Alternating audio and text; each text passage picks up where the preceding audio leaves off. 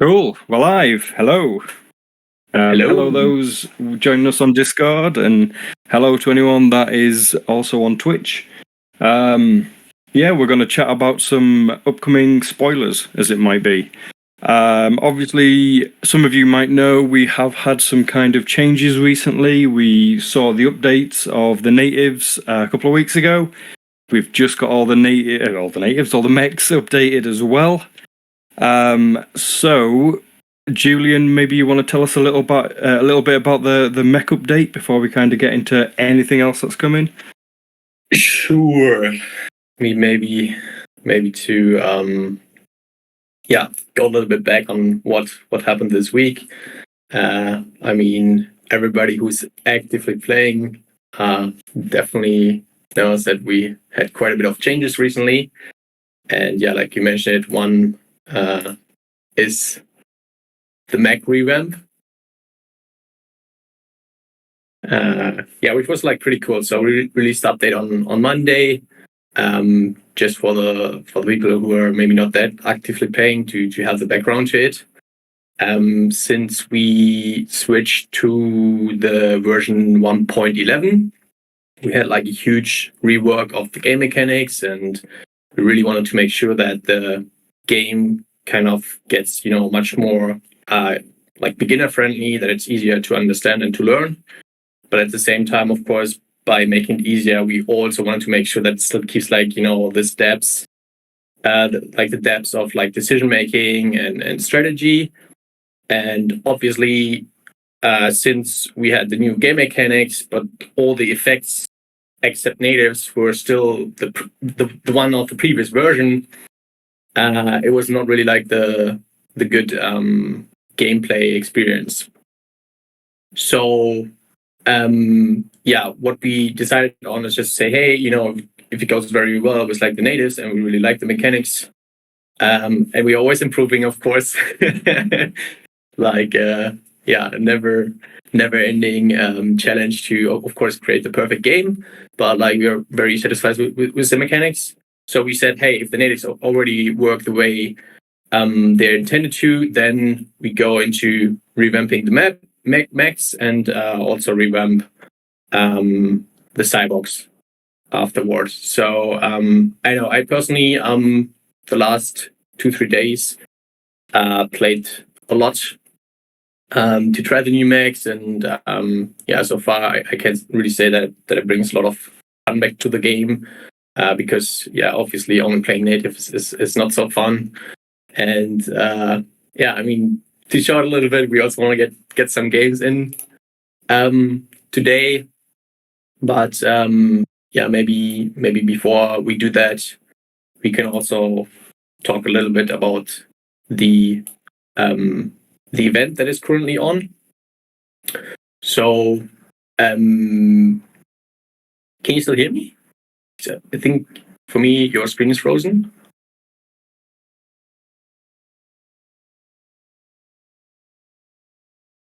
Hello?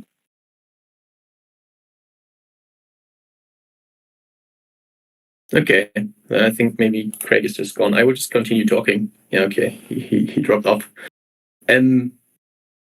So basically switching to the game. Let me see this one. So just like if you're curious, of course, you can check out all the effects of the mechs in the suitcase build and the client. The really interesting part is that now we kind of like have this different categories of mechs. So the Ibis, the cargo, and the Metron mechs, and they kind of like come all with their different play styles, and I'm really fan of the Ibis so far, because it just comes very cool that you have to try to like collect these ores over time, and thus really have a strong end game if you can achieve to do that. So already like a heads up if anybody's playing against me, that's like one of the most favorite strategies I have right now. And like I said, we still have the Summer Tides event going on, which you can find here. And if you haven't achieved it yet, it's basically like a new style of event where like the whole community tries together to achieve the highest outcome in terms of how many pearls get collected. Because when you get 40 pearls in total, that would mean the number of the total pearls collected will be attributed to your alpha fame. So basically, just collect 40 pearls right now, and at the end of the event, you will at least get 8,000 alpha fame or more, depending on how much is collected. The event ends next week, 12th of July. And the way it works is like you play a game, you get 2 pearls, and if you win, you get additional 2 pearls. So yeah, 4 in total. And that's how it works. And yeah, like I mentioned before, maybe the first kind of leak, because that's what it's all about. I think people who are in our Discord, they will already know that for the client right now, beside the event, we plan for the next update to revamp the Cyborg faction. So yeah, like I said, probably more obvious because that was the original plan, and Aaron also leaked a little bit around it. We probably also leak a little bit more around it, but I think it's like really exciting to see that all the mechanics and all the effects for this part like come together. You can play all the 3 factions, and then of course there's still improvements out and a lot of balancing. But yeah, like I said, everybody who has played the mech, I think, can confirm that it's like really fun to play. And I would say before we drop some more information, I would jump into the first game. And like I promised, the idea was if you get to fight me on the stream and you win, we would reward you with 2 virtual crates. So let's see if anybody is up for the challenge, and maybe Craig will come back at some point. And 1 second, of course, I will also share the game and try to talk a little bit about the strategies that I use right now. They're probably not the best, but they could also be helpful maybe for beginners to get a little bit into the game. And maybe have 1 or 2 strategies that they can follow that are a little bit stronger. Let me just jump into the queue.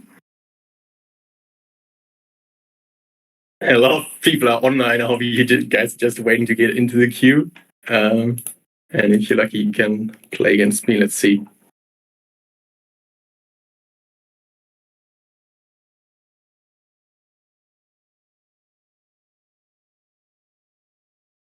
Okay. So I have 2 suitcases. The one, of course, is called Ore. Like I said, that's like everything that I'm playing right now. And the other one is Explosive, which is actually not the effect Explosive. But I really try to build a full strategy around the Explosive magazine, which is a cyborg card. That basically can really trigger a lot of card drawing, but at the same time you damage yourself, so you have to be kind of like faster in killing your opponent than you die by yourself. So that didn't really work out so well so far, but I really believe it's a valid strategy to play. In game, someone canceled that queue.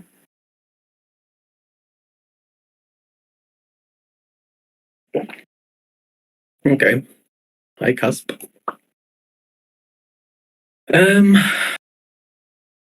So for the beginning, just play my dummies and put the attachments in.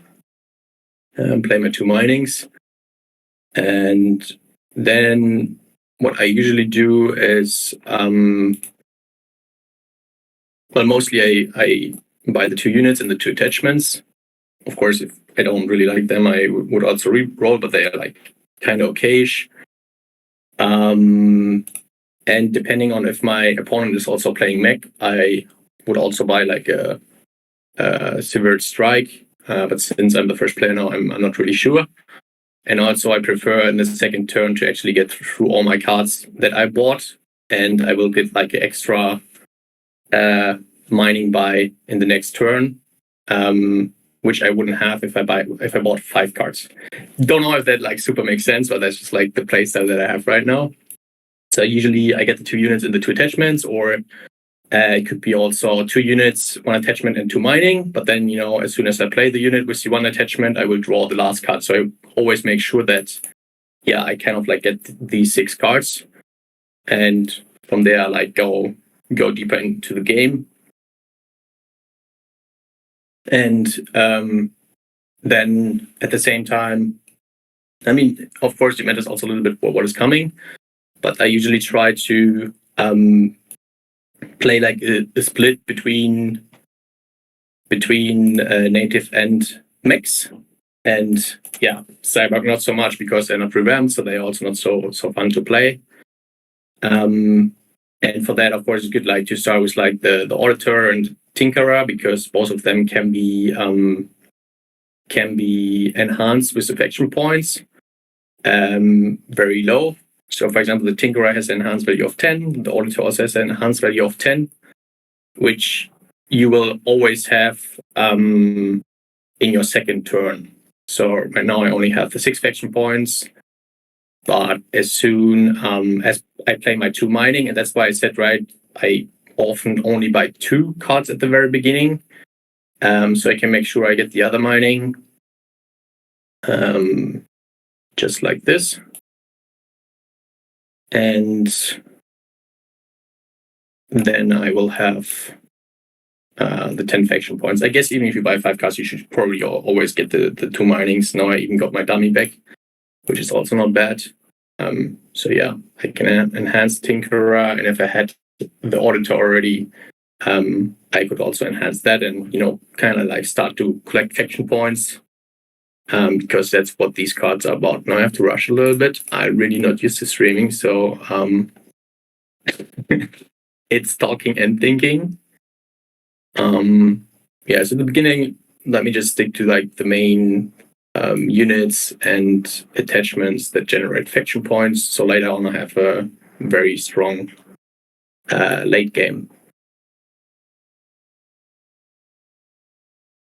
I also didn't really pay attention what he bought. Can't see it in the log anymore, but I will try to pay attention what strategy Cusp is going for.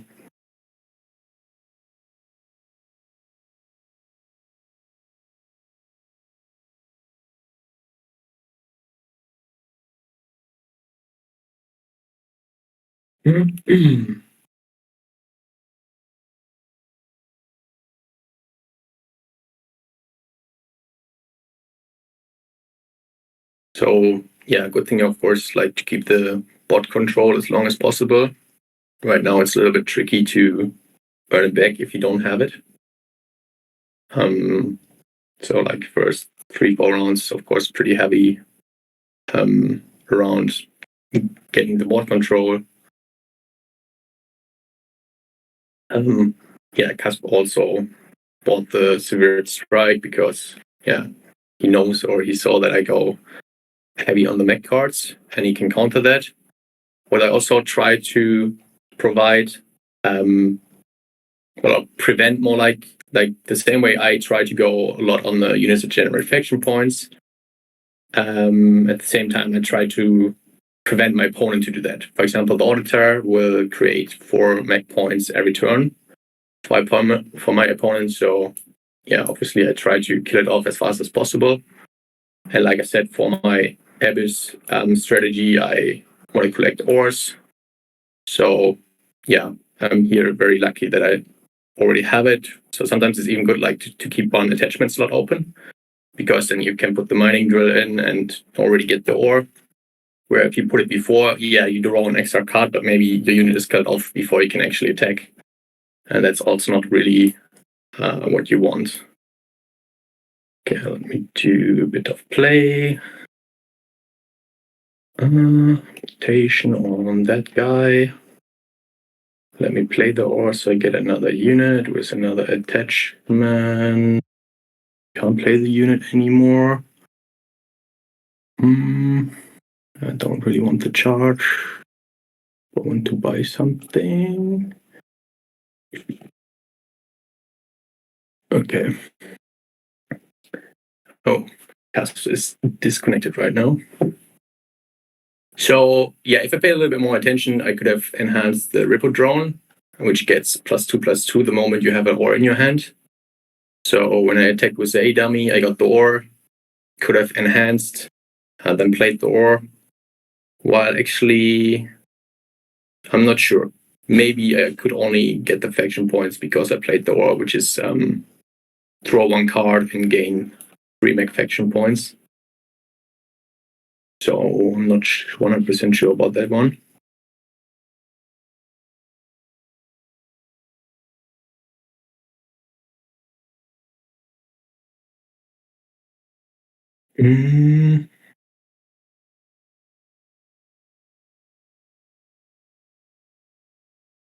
Yeah, I really didn't pay much attention what he's going for.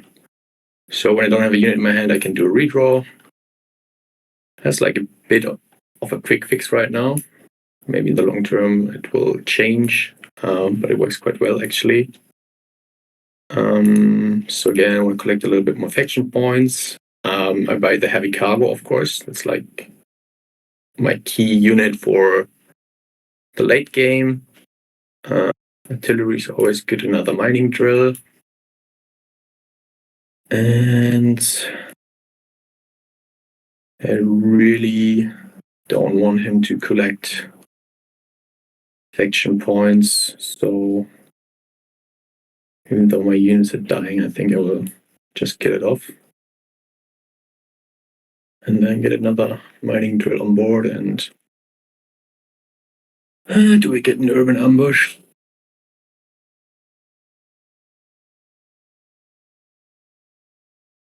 Why not? And I think I want to protect my dummy for the drill. That's probably cheating dart or anything like that to kill it off anyway, but let's try.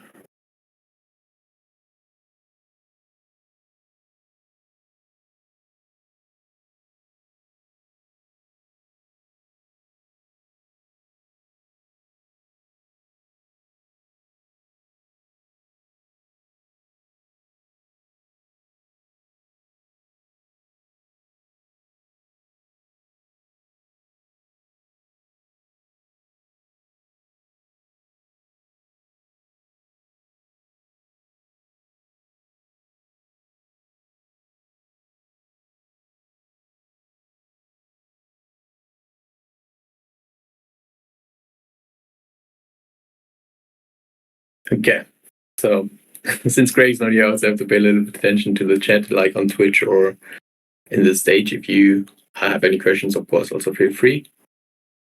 And I will answer anything that we want to answer today.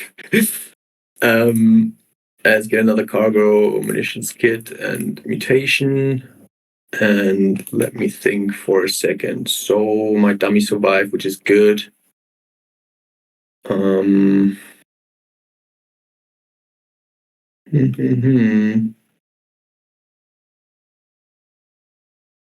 I have enough faction points to enhance my drone now? And I have an aura in my hand, which is good. Can play the aura now. Gets me another card. Let's spread a little bit of my attachments so that I get more cards. And I think I just trade this. Gives me another ore. Gives me a heavy cargo. I can't enhance it yet, but still pretty strong and also holds 2 attachment slots. So why not? Get another attachment. and do this and that. All right. Yeah, that was closing time. So yeah, I mean, right now, if you manage the balance between units and attachments pretty well, like you see, you get so much card draw. Also by the ores and ancestral knowledge. Even though you just get right, in other card games usually you get 1 card, but here you get 5, and then you can literally every turn push it up to around 10 cards that you can then use to buff up your board and create pressure on your opponent. To be fair, we even had like a bit of a conversation there recently in our Discord. I still feel like if you're going as a first player, you're a little bit in the advantage to get the board control and keep it. And then, of course, it's a little bit more easy to concat like all the attachments to have more card draw and stuff like that. As you see for Cusp, it's a little bit hard to get back the board control right now. And I didn't pay attention if you bought like any kind of board clears. He got the decommission right now, so I guess like he really wants to deal with the heavy cargo later on. So that's something I need to pay attention to.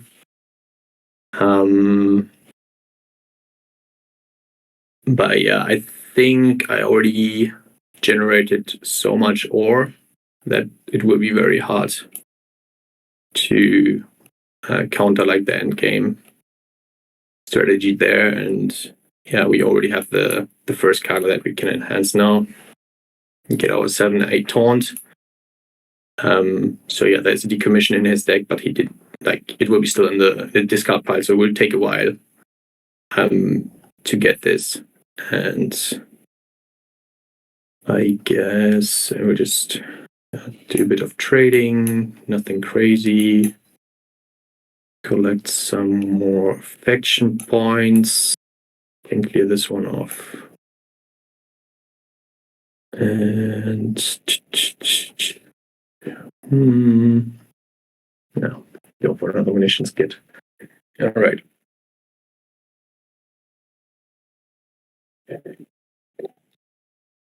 So yeah, like I said, my end game is basically like go really strong on the heavy cargo, and if you were able through the game to generate a lot of ore, then it's pretty hard to counter, I guess.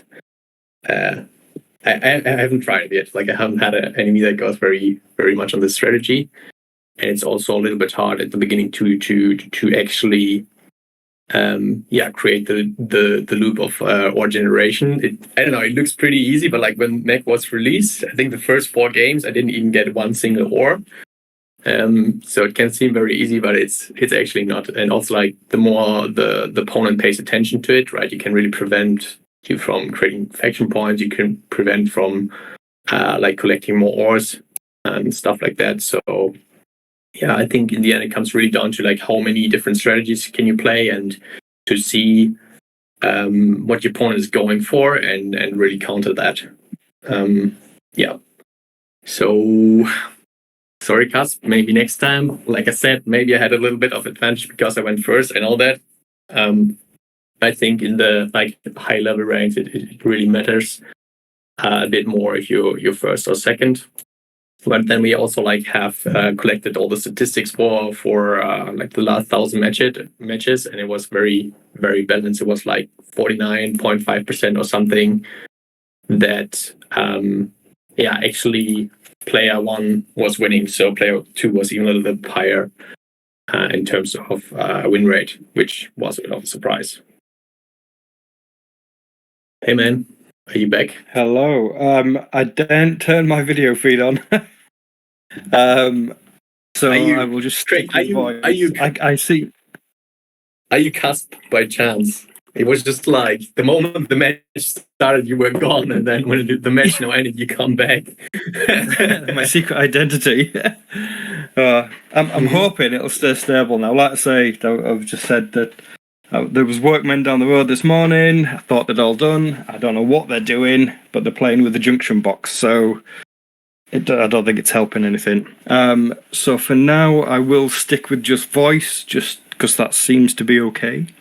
Obviously, I'll keep an eye on the chat. I saw you win though, so that's awesome. Have you told everybody what they win if they beat you? Yeah, so my proposal was just to go with like 2 virtual crates. Somebody can beat me in the live stream. And yeah, Casper had the first try. It was good. I know he's a very strong player. So yeah, definitely GG, and he can try it again in a bit. But yeah, just to make the name of the show, to show some respect. Maybe you want to go into the first spoiler that we have. Yeah, we can do. So obviously we've kind of briefly looked, or you've talked about the you see, so I've just spotted straight away there Summer Flame scrap time. I think we should just make him wait till the end to learn about scrap. Yeah, let's talk more about what's going on with the summer event. No, so obviously we know the summer event's on. We know there's been a mech revamp, which is awesome. I think we should talk a little bit about the Alpha Fame shop and the potential of Alpha Fame. So, obviously, people have been gathering and collecting Alpha Fame for a while. Let them know kind of, or tell us what the plans are for Alpha Fame and what it's going to kind of be used for. Sure. So, also tied to the event. There's kind of like this. You could say that Alpha Fame is kind of like a mix of reward and loyalty system. So, until now, like basically everyone from the community who were, supporting us from early on and got trades, even though they couldn't open them yet. They could at least collect Alpha Fame, which then is kind of like, sign of appreciation that we really value people supporting us for such a long time, and they're maybe excited for the game, but had to wait for a long time. So in return, you kind of like collect this Alpha Fame, and in the long run, we of course want to shift that a little bit from holding crates to also getting rewards when you're playing. And this kind of like Summertide event is the first time we can, test this reward loop a little bit more. That's why we decided, hey, that would be a cool way to also reward Alpha Fame. But like, what is it all about? As long as you can't really spend it on anything, right? And it's not the first time like we talk about it.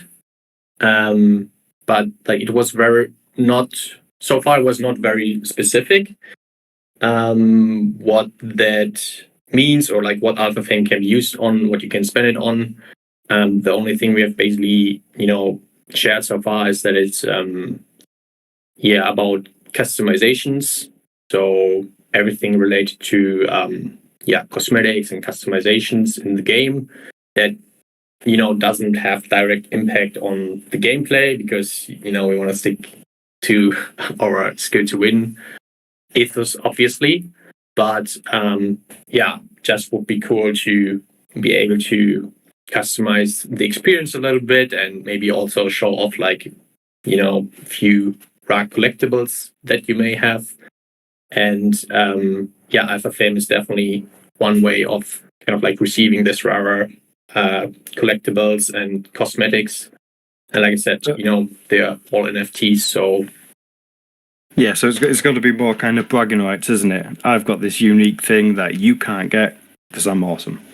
I guess it depends on the person, right? You can just want to collect it, and especially these Alpha Fame shop will provide kind of like limited collectibles that are only limited to the phase as long as we are in the alpha stage, and after that there will be no way to obtain Alpha Fame anymore, and you can also not trade it. So it's rather that you collected it or you won it as a reward from playing now, because later you can't get it, which then also means you can't get this rare NFTs anymore. And yeah, sure, you can then show them in the game to flex it with it a little bit, or just collect them. But you can also sell and trade them to other players that maybe don't have that much alpha fame, or they can't collect it anymore, but they really, really want this, like early on collectibles, which these cosmetics definitely will be. Yeah. And, so potentially, obviously, these could be quite valuable things going forward. As the game grows and more people actually kind of start playing and wanting to collect stuff. If there is only a handful of these things out there, it's like limited editions of something that don't exist anymore. So that's pretty cool. I mean, that's of course up to the people to decide, right? Yeah, of course. But that's why I say like the main reason also is like to customize the experience. Like usually when I play any game, especially when they are free to play, I really enjoy to just spend some money on the game to support the developers, because they put hours and hours into the game and it's for free, right? And I just feel like, hey, it's also a cool way to give back. And I mean, we don't sell them, right? You just redeem them for alpha fame, so it's nothing that we sell. But between the players, of course, they can trade it, and I think it's just fair if people spend time and support the project, that they get something back. So yeah.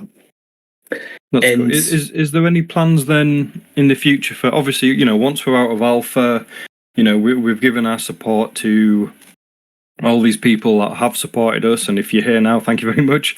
But obviously, going forward, is there any kind of plans to do, I don't know, beta fame or just some other kind of reward, or is that just a bit too far in the future to think about? We already thought about it. I mean, that's like far future spoiler. Then maybe we definitely talked about it in the team. And I kind of like could imagine that, depending on the phase that we are in, maybe the fame kind of changes. So yeah, like you said, it could be something like a beta fame, and then in the re-release there could still be fame. But the concept would probably, stay the same. And then maybe you have these few items that are very rare because you can only get them for alpha fame. And then there will be this other cosmetical collectibles that, maybe from the beta phase. So yeah.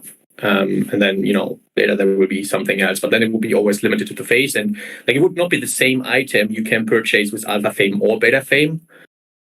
I'm very much a fan of, like, especially when it comes to this like collectibles and like promo cards or promo collectibles, that hey, if somebody owns that, you definitely know, like, it's from this one specific event. So in this case it will be, hey, this is from the alpha fame kind of area.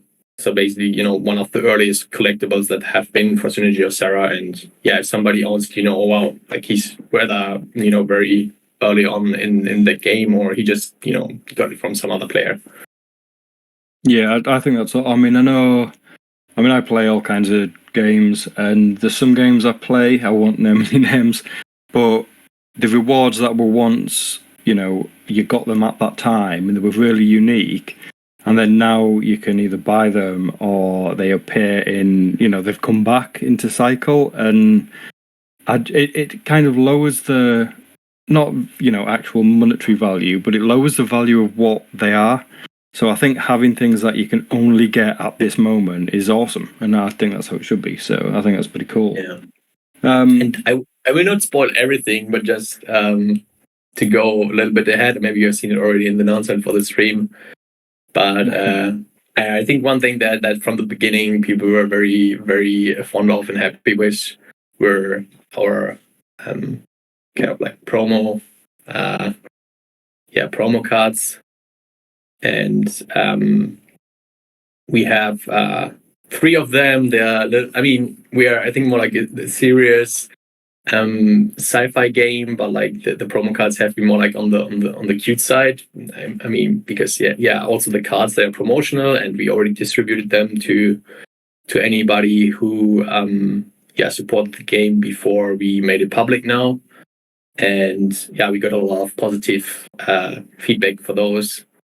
So I think it's really cool that, for example, those will be one of the NFTs you can buy right away.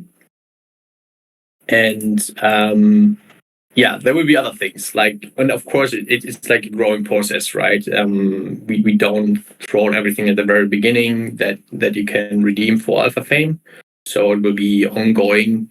That there's more and more that you can receive or that you can redeem for Alpha Fame, and these kind of like little we call them like bubble heads because like the head can move. Is for example one thing that can customize your game board. So if you have seen it right now in this version, but also in our Unity client, then where they will be fully 3D.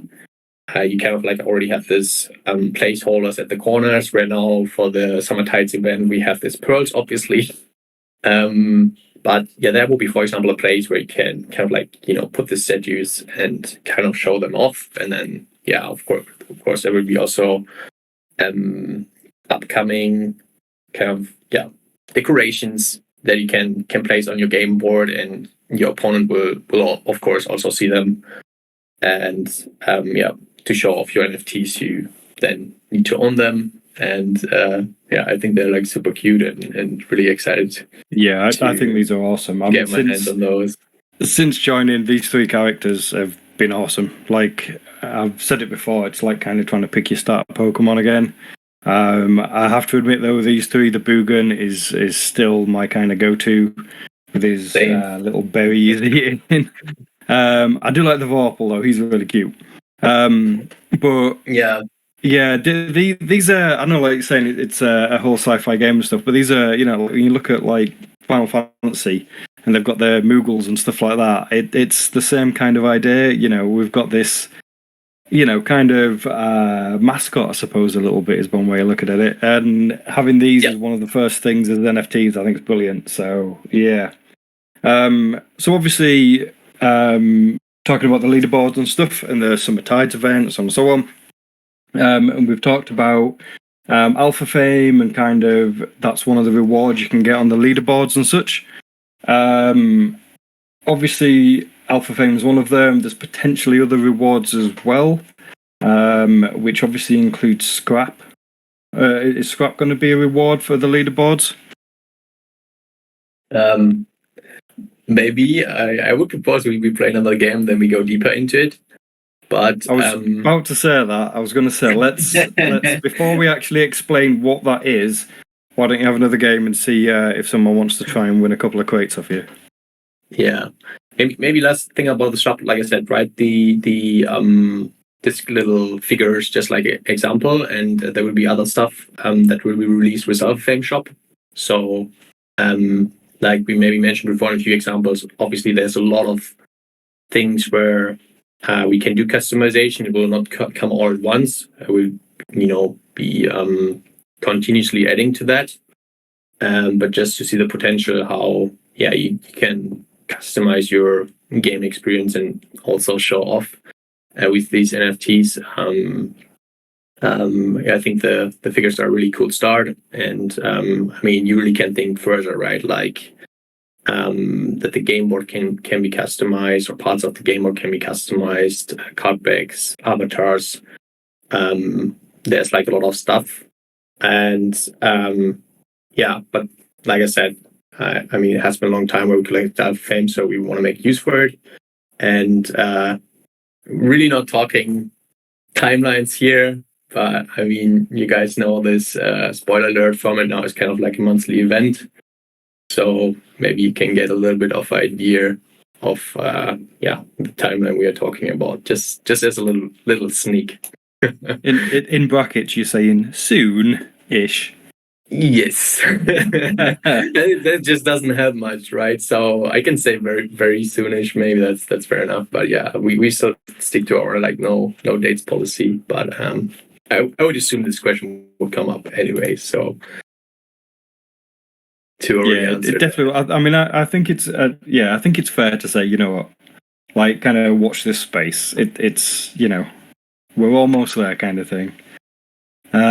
Cool. Yeah, you will definitely not miss it. There will be announcements. We also provide time ahead to be aware and stuff like that. You know how the releases usually go. They're smooth, and in advance you will know will happen, and we will also release more details. So that's just like really just like the little tip of the iceberg of a sneak peek. All right, I'm ready.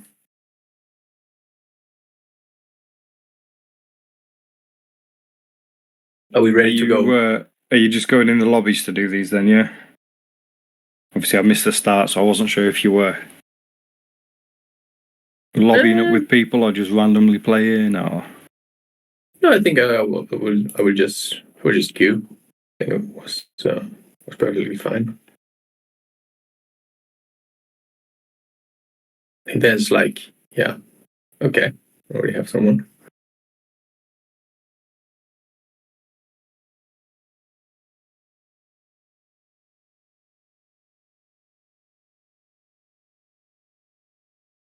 All right, Nico. James, like I was just thinking because because in Japanese Neko is cat, so it's like James Bond cat, I guess. I don't know. Oh yeah, so this one, I don't know, I just explained before. For me, that's like insane opening. I'm the first player. I get from both factions that I like to play the faction point generating units.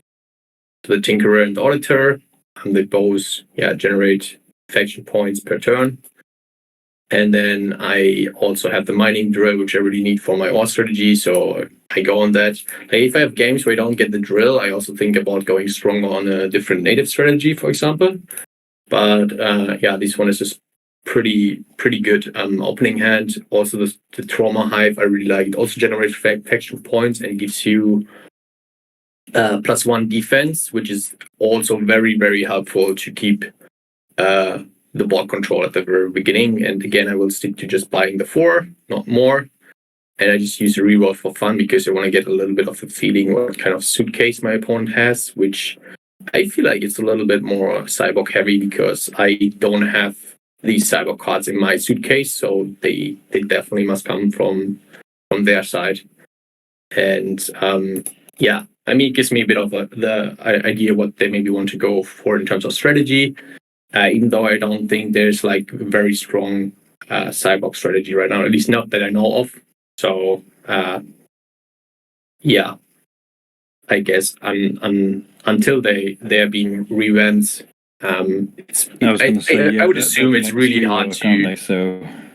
Yeah, it would really. I think it would be really hard to win in a cyborg game right now. Especially because like it's not too easy to generate the cyber faction points. I mean, you have Stimpeg, of course.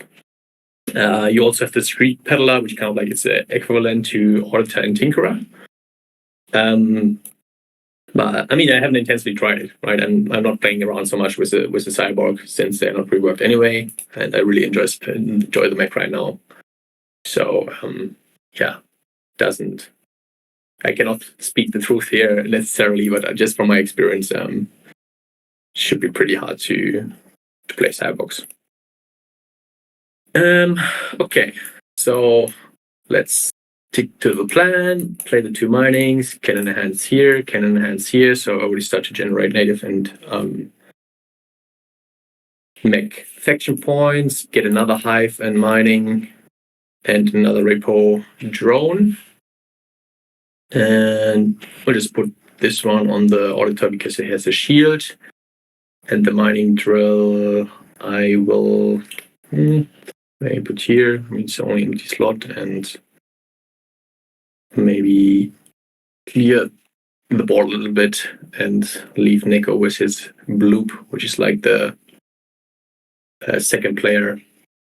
Well, not advantage, but like equilibrium mascot.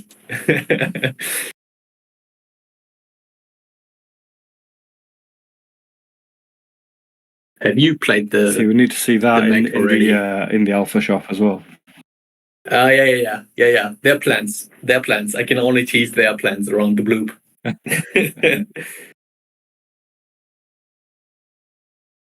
It's a really cool guy. I love him. It actually is it is one of the kind of like concept artworks to get to protect mode. We'll see if it comes up in the game later. Then I can show it to you. It's like this tiny guy in the image and is being protected by a huge shield. And yeah, he's basically the bloop. So this is just like the concept artwork for the final one, and yeah, it's quite cool. It was another idea I think it was mentioned, right? That maybe for all the cards that could be like the first concept version of it as kind of like a cosmetic to customize it. Hasn't been decided. I think we are open for the idea. It would be fun at the same time. It also here you see, right? Protect mode. So technically this little guy is the bloop, or at least that's like the final version of what the bloop became. But I will not buy him. Not going to buy him. We just need a cosmetic version where, if you own the one with the original kind of art. Yeah. So again, I could generate my ore. 15, 17. I can't go to 20 yet unless I play the ore, but then I don't have it anymore to enhance. Not much I can do, I guess.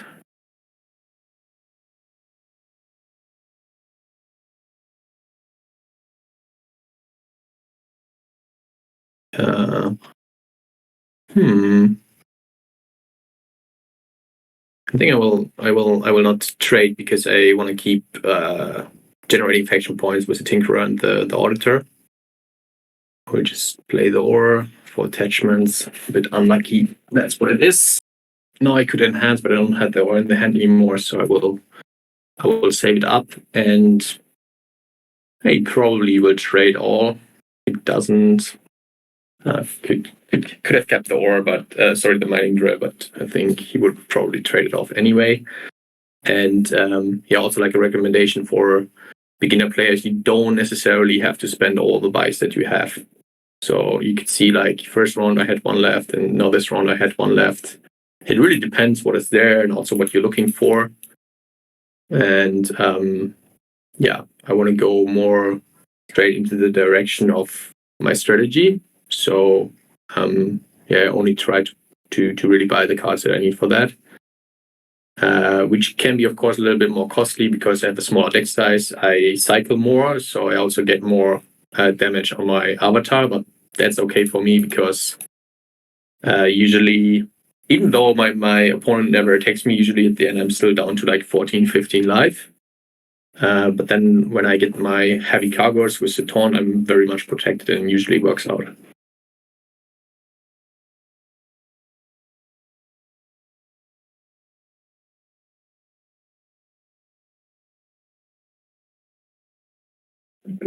Yeah, so Sido said he tried the cyborg recently, and it's definitely not good.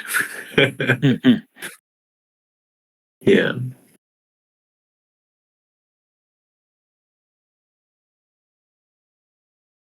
Maybe your next game you should go cyborg just to try and even the odds.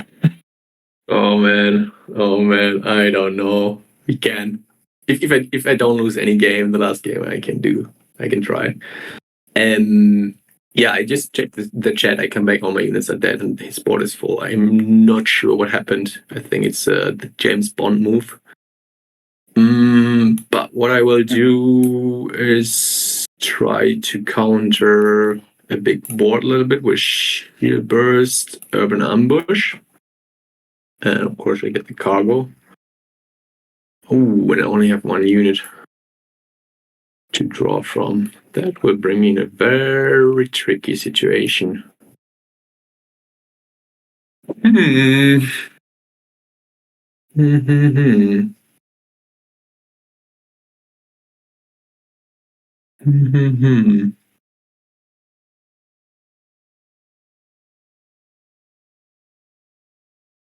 And it doesn't really help me, but I will buy it just so I have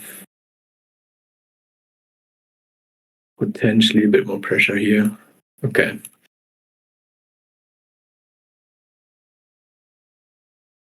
I won't lie to you, Julian. I really am rooting for Nico in this. A James Bond cat.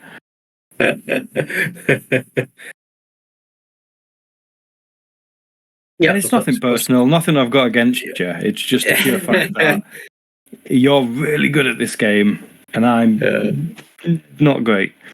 That doesn't seem like it. Do you pay attention to my board? What did he actually clear it with?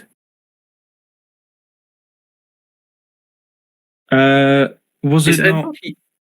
I thought Neko would trade their units into mine, and then it should be quite even.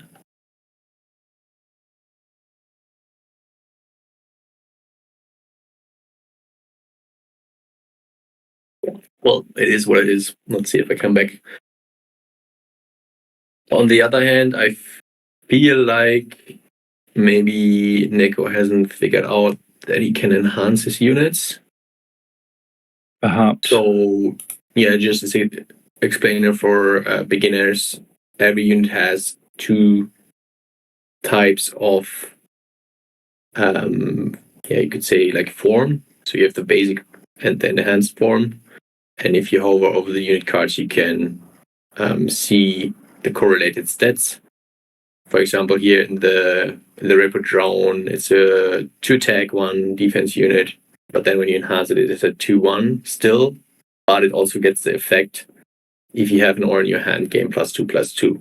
So every unit doesn't have any effect in the base form and requires enhancement to, basically get stronger, and that also enables you to. It could be a master strategy he's doing here, though.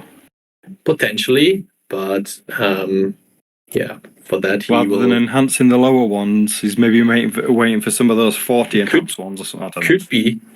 I don't know.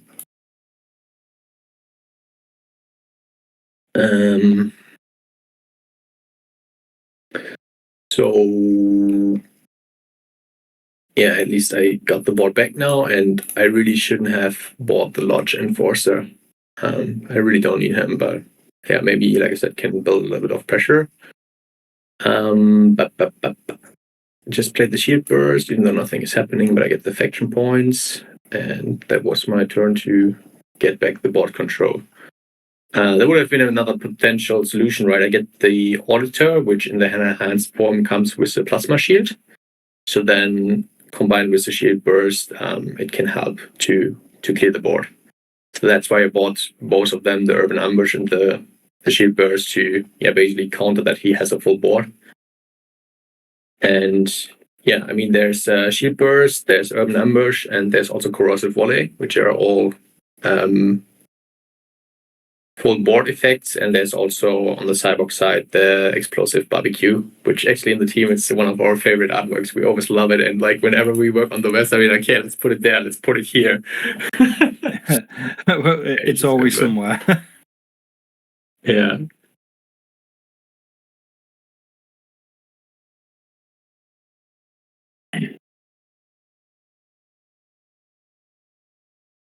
Yeah, I think previously it was very much heavy on the Corrosive Whirly, which before was called like Rocket Rain, and it was just too heavy and also too easy to play. So Urban Ambush, I really like this card as well. That was a great idea from Aaron to put that in. So we still have board clears, but you cannot just always pull it easily off, and it's also 1 life, but it can do a lot of things. And one thing that I also recently noticed, which is super interesting, that it goes basically because effect reduces the defense value of the unit, even though it has a plasma shield, it goes through it. So, for example, if you have the Auditor, it has plasma shield, but because it only has 1 life, it would die by Urban Ambush anyways. Which, it's a detail, but it's super cool to know. All right. So I give the drill to the Auditor, so I make sure that it survives. And I clean up this guy. also want my Tinkerer to survive, so he gets a shield, even though I could have played the Trauma Hive to draw another card, and maybe to speed up the game a little bit by the last stand. And yep, that's it. I mean, usually I don't go so rough on people with lower ELO rating, but I really have to represent the team here.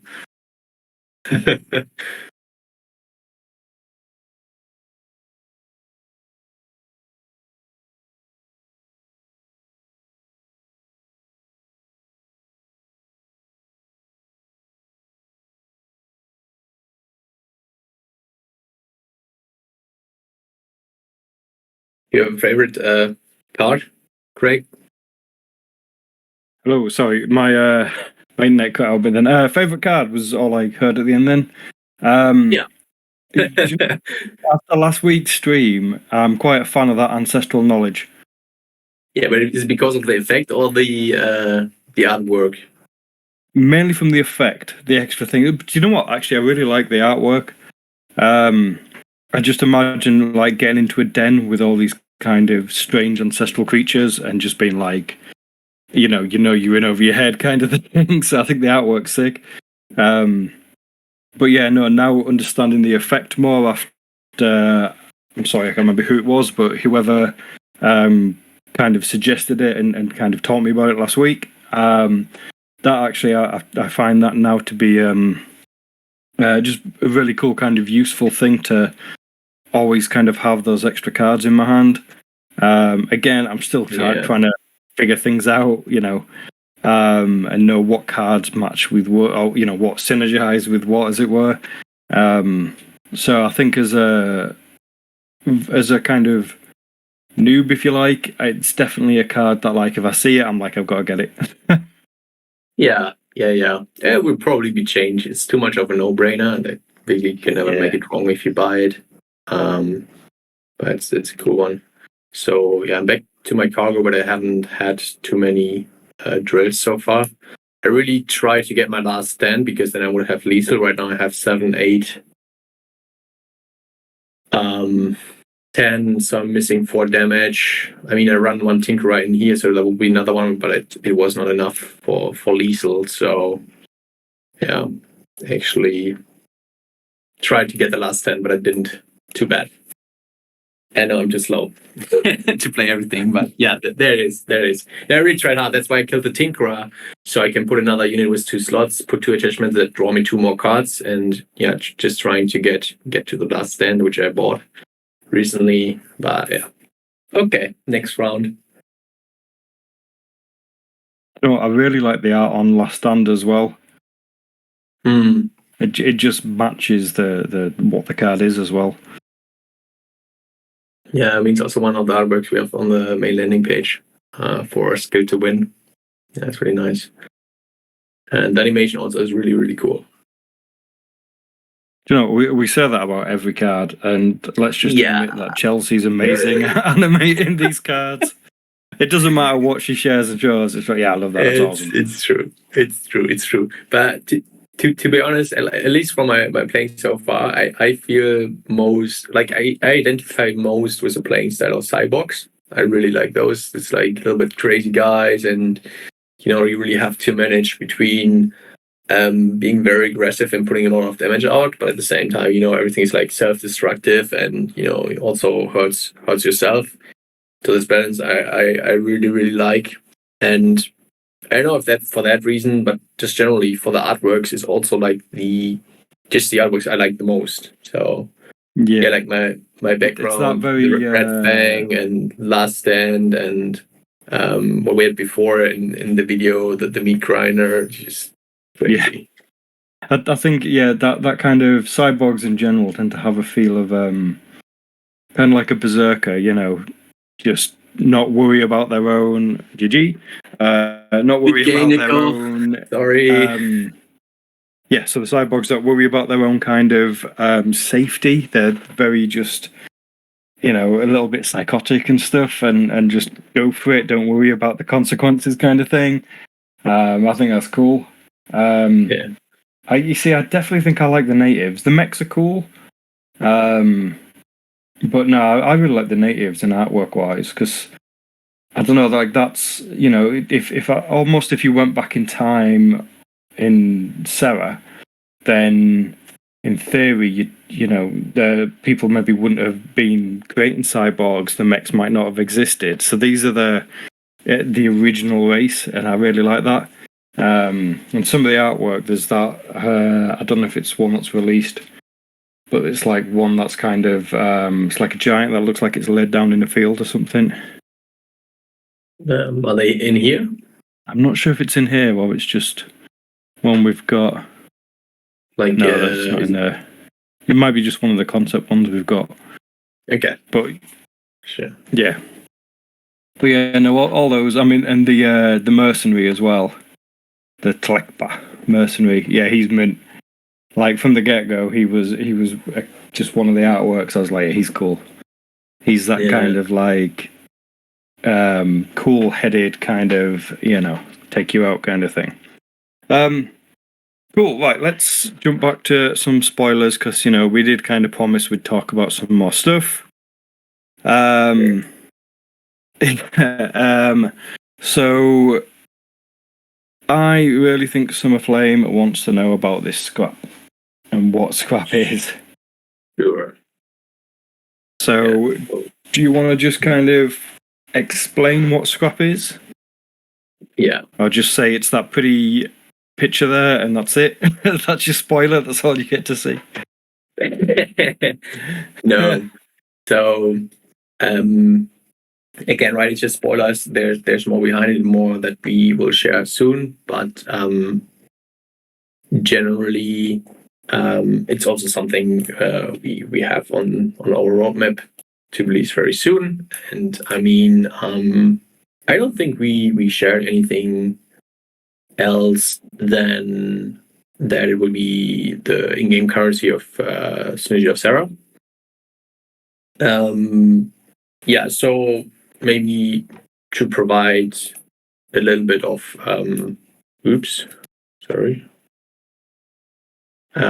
to provide a little bit of lore behind it, and also the use case, right? So the idea is that it's kind of like a means of recycled high value materials. So I think that's also one of the use cases that we shared so far.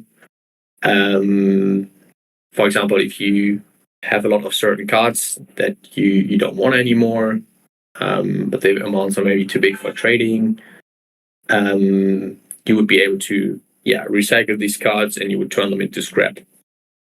And then kind of like scrap is just, you know, like compromised like precious metals.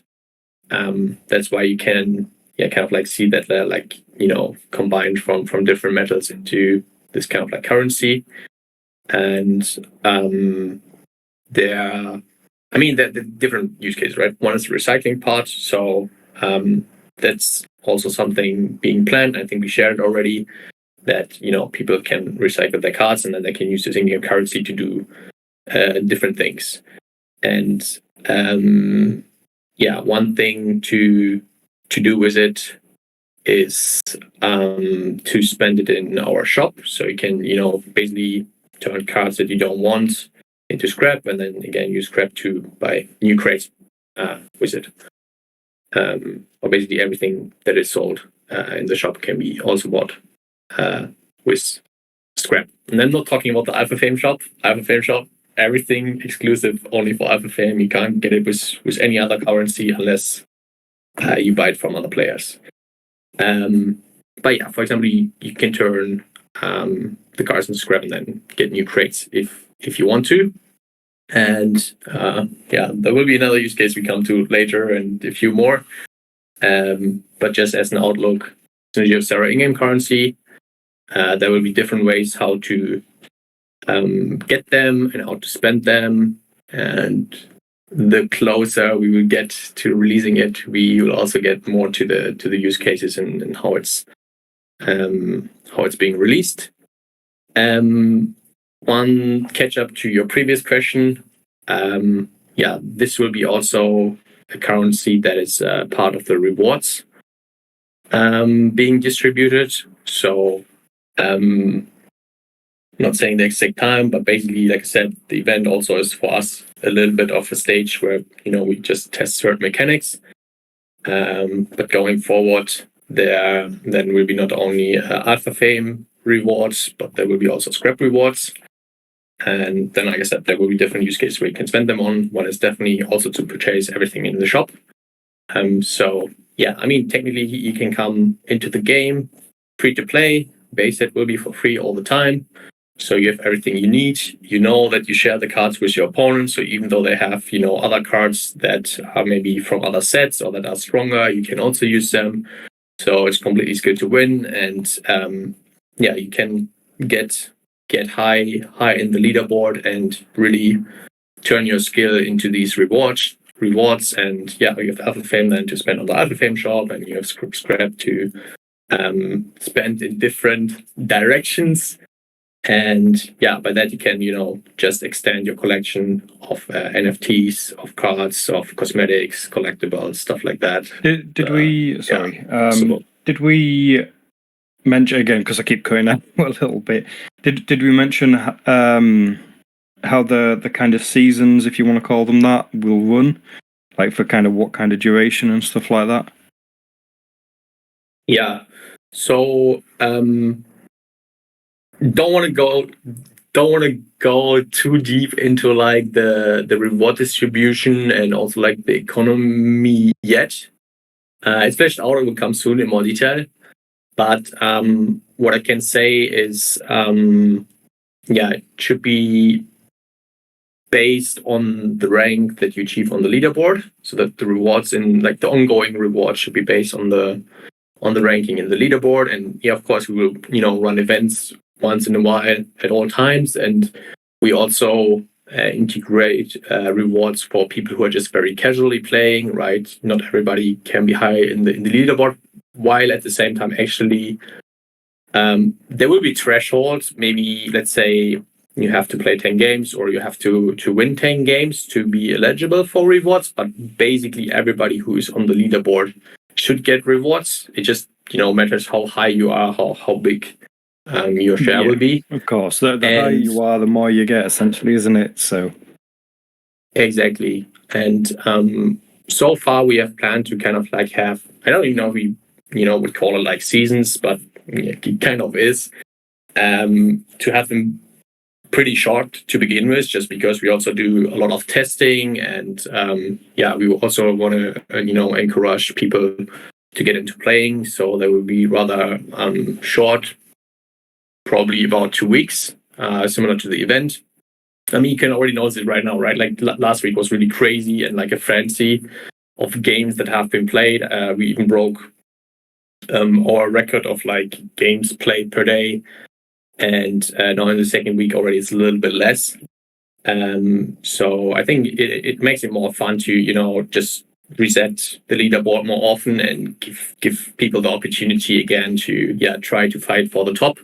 And then in the longer term, of course, seasons will get longer, similar to how from other games, monthly or quarterly. Not 100% decided. Also depends on the feedback that we get and how the testing goes. But in the beginning, like very very short intervals, lots of rewards, and every time the new chance to basically get to the top and earn more, and then use the rewards to spend on different things. Is there any kind of obviously at the moment the kind of size of the player base, the top 100 rank, that makes sense. But let's say this game became it wiped out every other trading card game ever, and would we look at potentially having like brackets?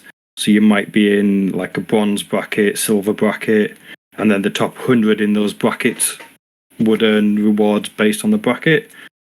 I mean, it might not be something we've ever thought about yet, but it's just something I was wondering, like, because obviously, if we had 50,000 people playing, right, and it's only the top 100, that's, Yes, everyone can earn rewards, but I just don't know if we've thought about that.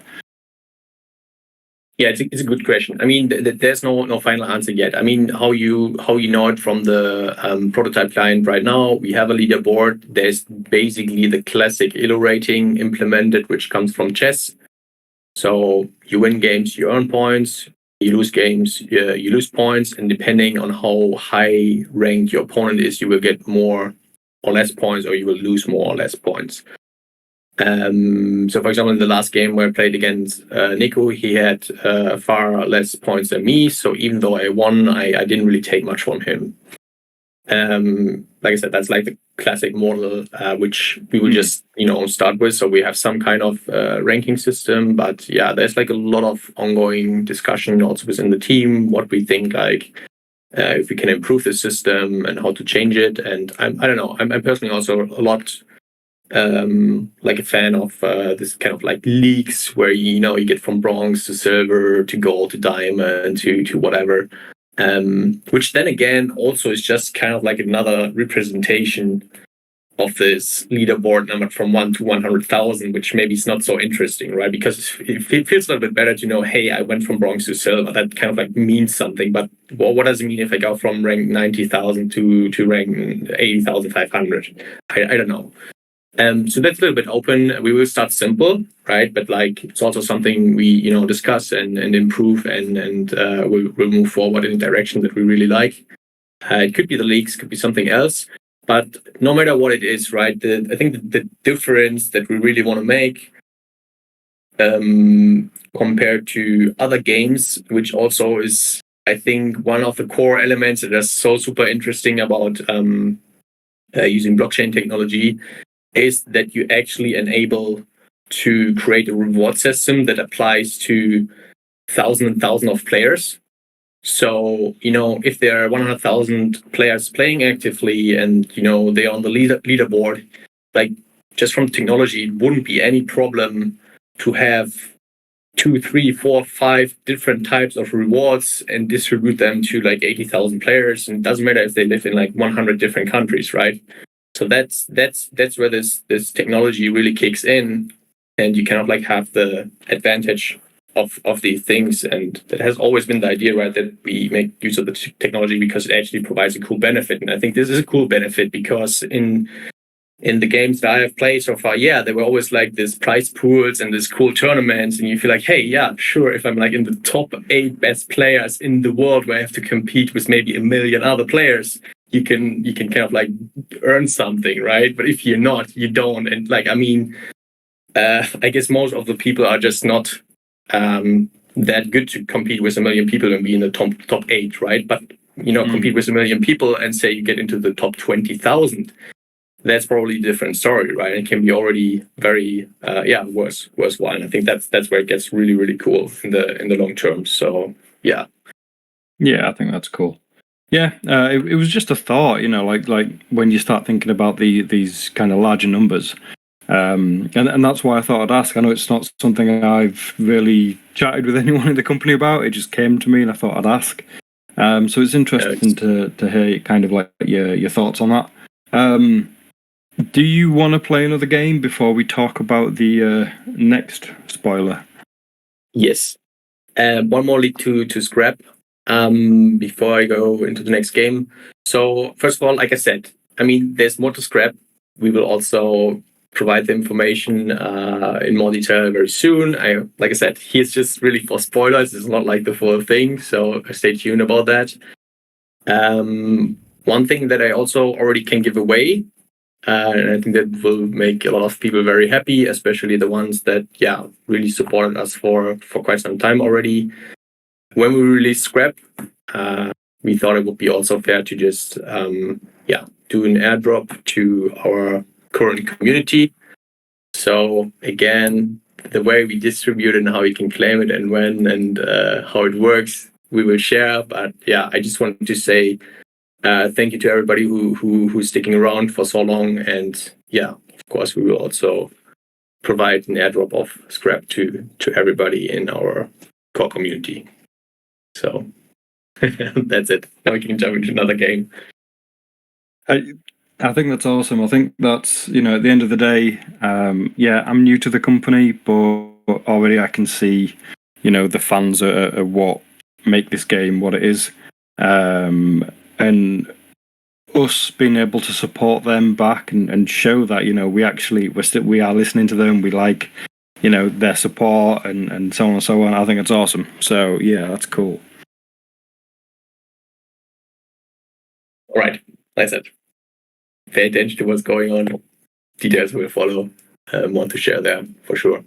Okay, then I will jump into another queue, and let's see who we find.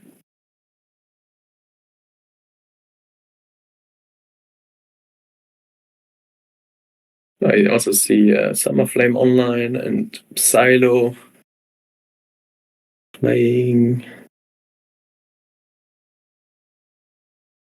Okay. So yeah, next game I will definitely. Oh, hey man. Rematch Nico. He really wants it. Okay, let's see. And the next game I will really try to build something around Cyborg, which will be very challenging, I guess. But why not? Fair enough. I think Silo's really trying to play you as well. Yeah. And probably the stream has a few seconds of delay or something, right? So it will be hard to, I think, exactly push a button at the same time. And when you push it earlier and other people also do it, you will be matched. So yeah, you have to be lucky. But Neko seems to at least have the hand for the queue. So let's see if we can provide the same skill level on the game.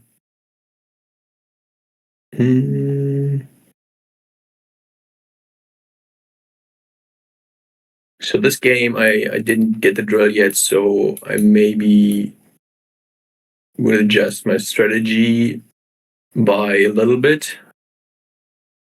But again, I have my Tinkerer and my Auditor both enhanced in the second turn, so I'm pretty open for strategies between native and mechs, which is already good.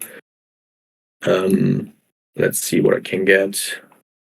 It's again very, very cyborg heavy. I mean, let's maybe try what we can get there. I mean that's like we have memes about that, right? Like that's a real flex if you actually beat your opponent with the cards that they brought. I think it's just like kind of like a little bit of a cool feeling to have. Of course, in the Unity version, it will be more clear which cards belong to who. I mean, you've probably seen it like in the on the website and stuff where you have the name of the card, but then below you would also show the owner of it, or in the game it can be also represented by the play card lists. But I think I'm sometimes just like curious, and I haven't paid too much attention to it or like looked into the statistics or something. But like I'm really curious, like how much percent do I actually use the cards of my opponent, and because many times the cards I really like to play, I can't really tell when I buy them if they were actually mine or if my opponent also brought them, right? So, I mean, we have the strategy terminal, so you can see like what are all the cards that are in the river right now. And of course, since you can only, bring 2 copies of one card, if there are more than 2, both brought them, right? So if I know by a heavy cargo, is it mine or is it there? I don't technically know. It doesn't really matter. But I mean, I know that in this deck I don't have any cyborgs. So, munitions kit I have actually. So, yeah. So sorry, I broke up a little bit then. Did you mention, so is there any plans to make it so you can see which is which? Is that what you were talking about? Yeah, 100%. That's the idea. Well, just for fun, right? Also, like if you have a very cool card, which also something to keep in mind, right? There will be soonish time where people can open their base set in the unlocking event. and they contain all the cosmetically enhanced version of the base set. So yeah, for example, you would have the Greedy and Tinkerer in the golden version, which would mean that in the game it will be animated as well, right? I think we have shared it already in the card review channel in our Discord, I think. Yeah, so you can see like right also there on the cosmetical level, you can also show, hey, here, they're the really, really cool cards, and yeah, your opponent can also buy them. But yeah, it would show the owner on the card.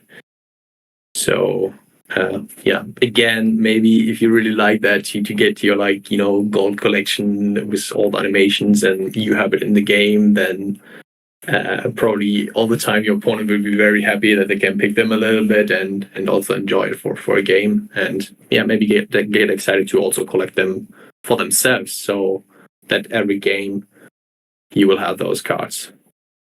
That was true, right, for the cosmetics, but also for the cards itself. Like we said, we really believe in the free-to-play model where everything is kill to win, so you don't have to buy this crazy cards or something.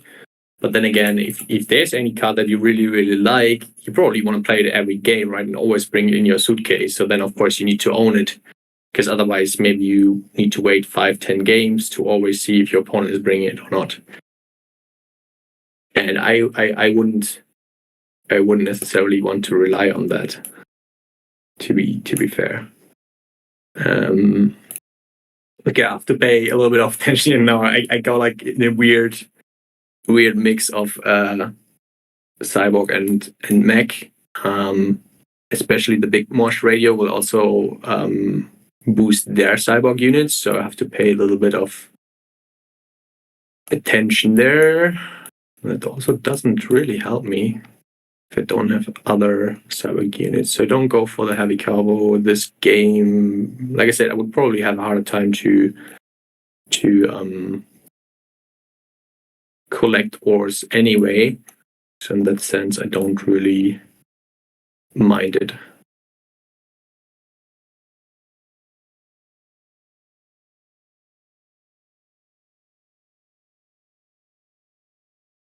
Your favorite card, Craig?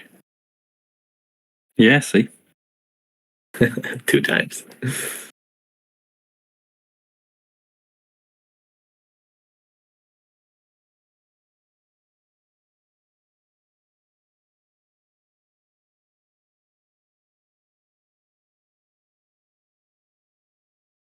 Yeah. But you have my respect for the weekly streams. It is actually really hard to talk and explain it at the same time. Yeah, it is, isn't it? Like, think about what you're doing and try to kind of check what people are saying. Yeah. I'm really not paying any attention to what my opponent is buying. Like, usually for me, it's important to keep track. So I know, well, first of all, the strategy that they are going for, but also sometimes you have these key cards, for example, like the corrosive wallet. Okay, it's like the complete bot clear, right? So maybe you have to pay attention, or somebody buys like a bigger card, like here, heavy cargo. Maybe I should, have a artillery against it or something in place. Otherwise, yeah, there it goes, right? If I didn't pay attention, maybe I wouldn't buy it now. But since I see Nico's going a little bit for bigger guys, maybe I should have something to counter it. And that's what I do. And now, like you see, right? Like I also didn't get the Street Peddler at the beginning. I don't even know if it's in the set, which I don't think it is. So I really struggle to build any faction points with Cyborg. So yeah, definitely a hard one to go against.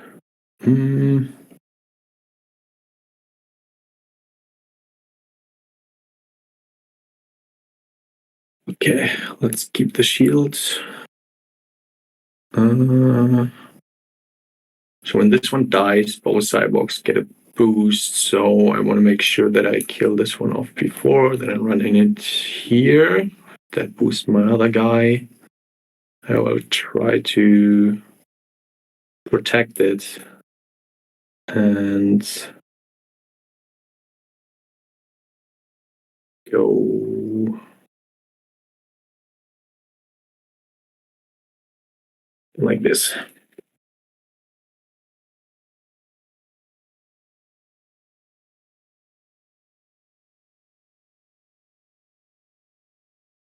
Yeah, Silo and Summer Flame are just chatting away about a game they had. You know what? That would have been a great game to watch.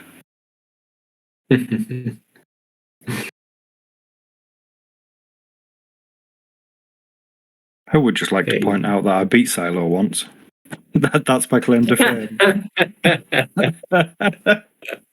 It was only once, and then he came back and absolutely annihilated me.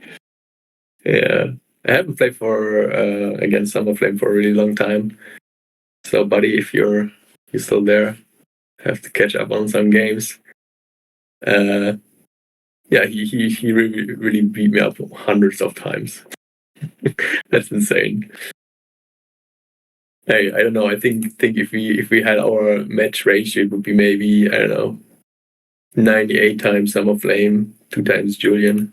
At least that's how I feel. Okay. So I'll give it to Urban Ambush. Love it. And don't forget it, Silo. They're just saying I'm better than him. Only that once, obviously, but still.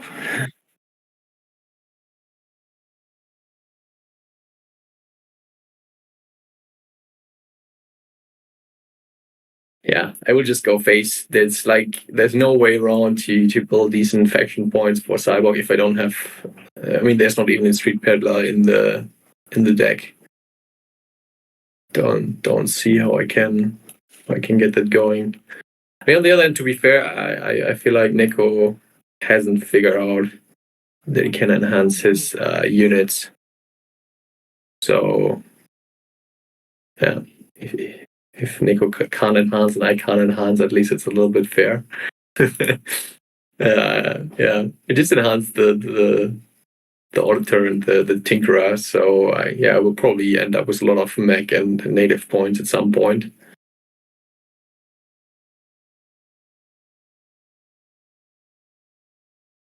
I still think it'd be quite cool to see a mechanic where you can kind of trade in faction points.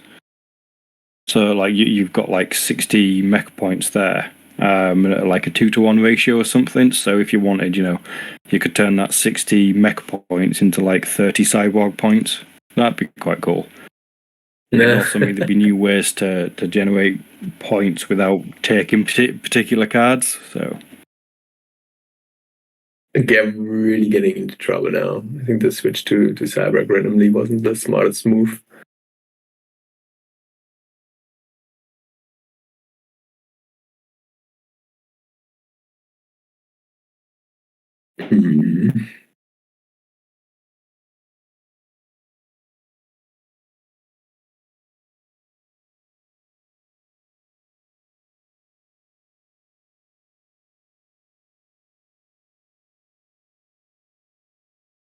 Okay, let's see what we can do.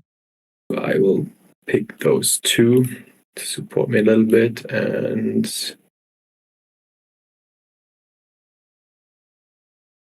since here we go. That's good. So I can do a little bit of enhance, which brings me a plasma shield, and I can actually use my shield burst. That's already good. Then I guess artillery on that guy because the Explobot doesn't need attack anyway.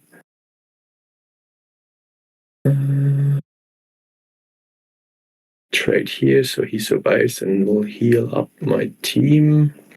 And some more damage to the face. I think it was a good comeback. I mean, technically, I still win with Cyborg, right? Because I have really buffed my Terza to 6 attack, and it's always going to the face slowly. And also, if the bot dies again, it would have another +3 from the Big Mosh radio. but the comp of the Prospector enhanced to get the plasma shield and the shield burst really saved my ass right now, I think.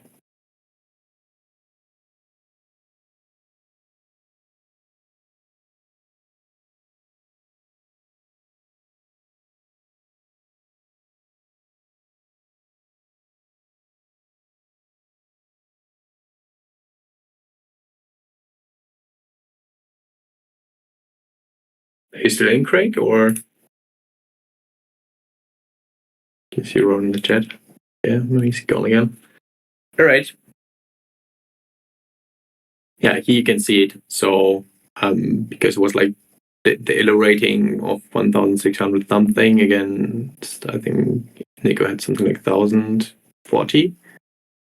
I don't really earn much, as if they would have won. It would probably lose about 30 points,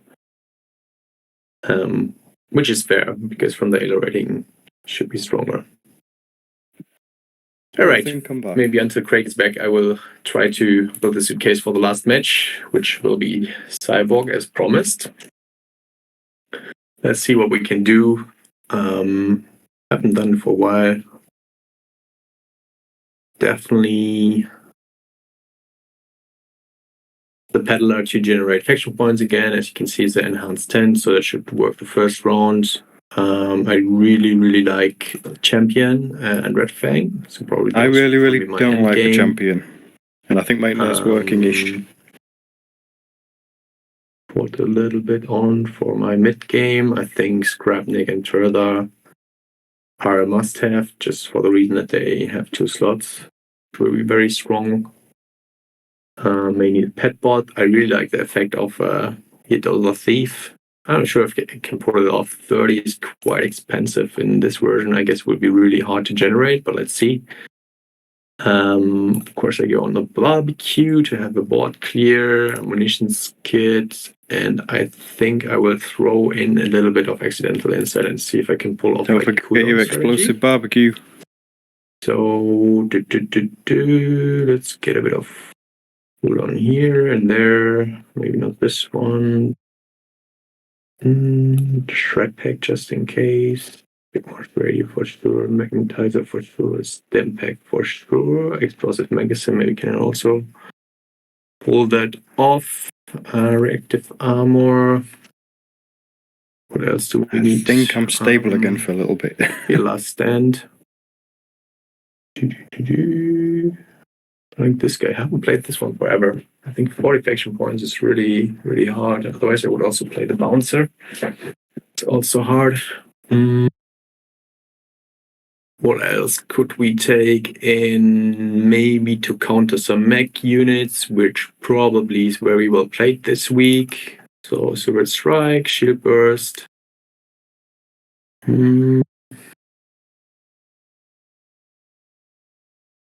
Something else, Urban Ambush. Maybe we'll need to pull Clear Ancestral Knowledge. No brainer, like I said. And then, actually, I wanted to put some more cards with cooldown, right? So natives. That generates native point, which I don't want to do. But the mechs, they will have something I want. Metron. It also generates mech points, right?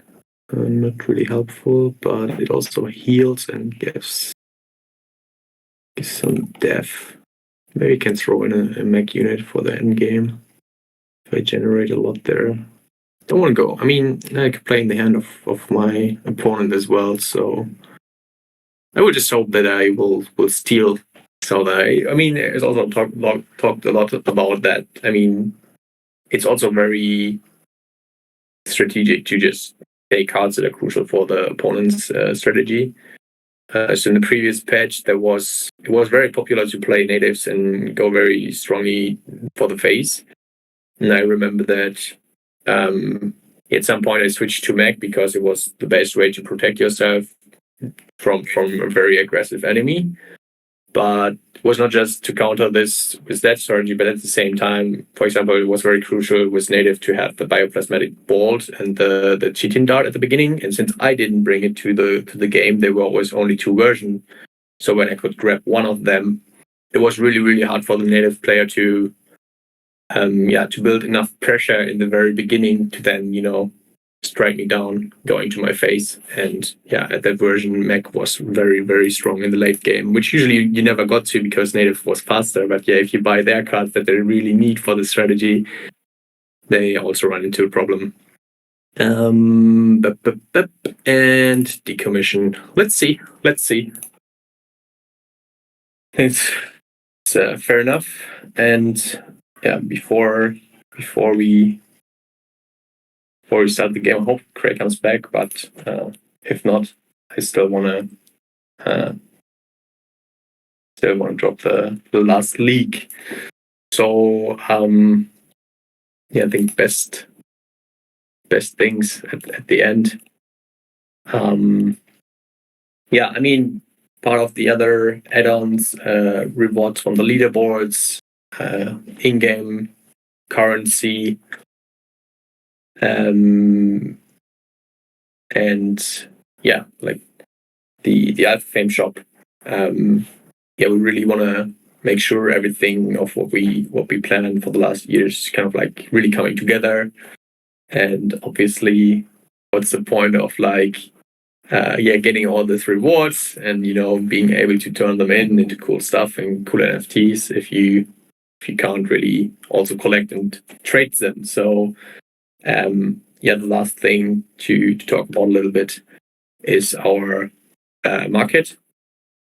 And so like we always planned, we really like the Synergy of Serra market, which is then integrated in the platform, in our website.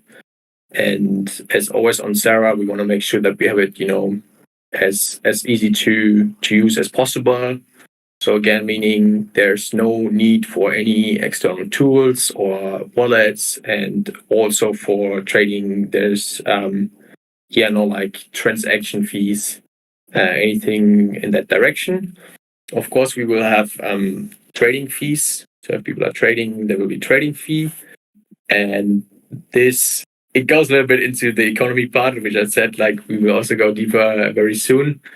But what I can already leak is that part of the trading fees will be kind of like, returned to the players, into the economy. So basically, part of the fees will go back into the prize pool that also then is, the part of the rewards that will be distributed over the seasons. And like I said, we got deep into that, but that's how it all comes together that,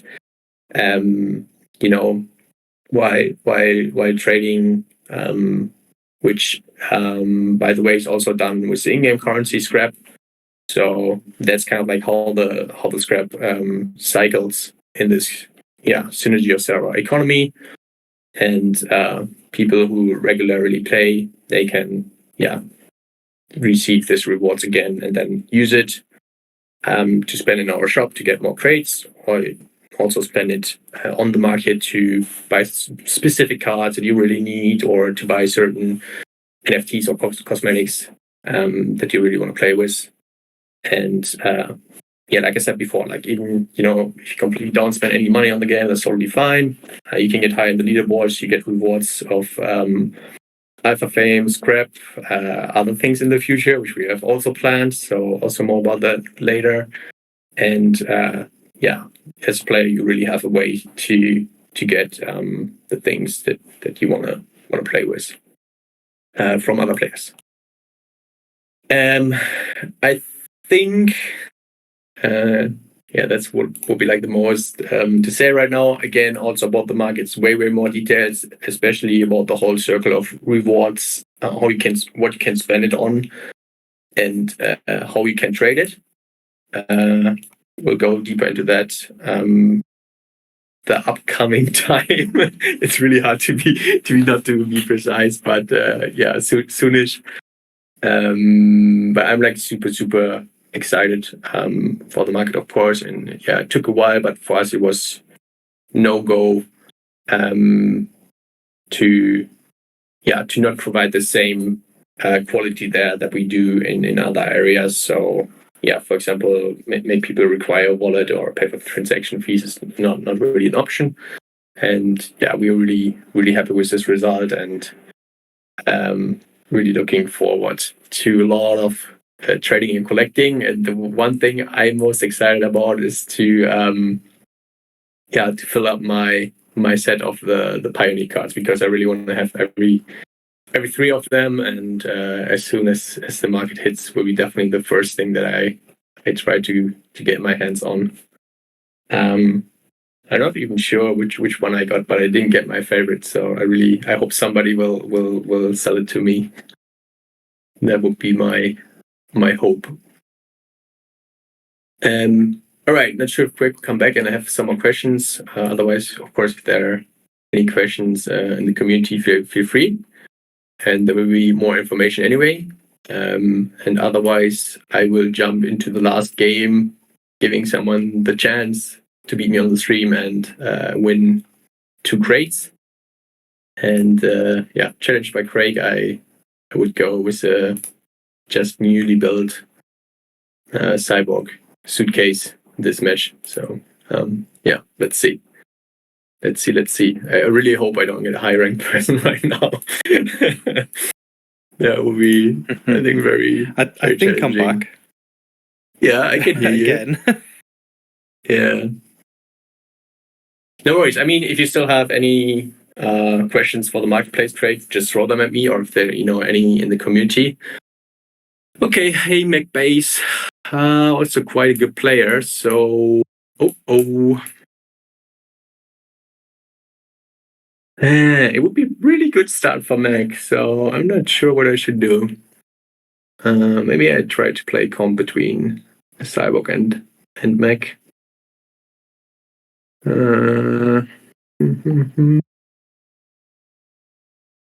On the other hand, I don't really need it if I don't play Mac. Okay, let's see.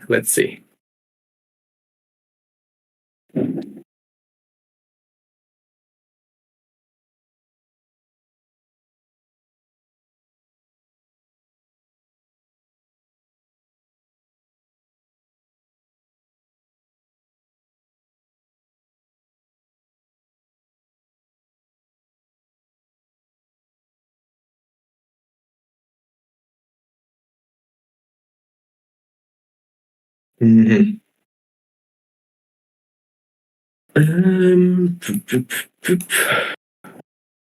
So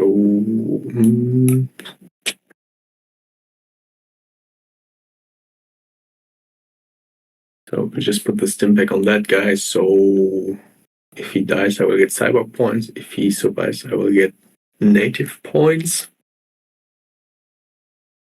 Should be quite helpful. And then let's get a barbecue. Explobot. Yeah, well, it only costs 10 to enhance. I guess that's fair. And another barbecue, maybe also to generate more faction points. I literally have no idea how to play Cyborg on this version.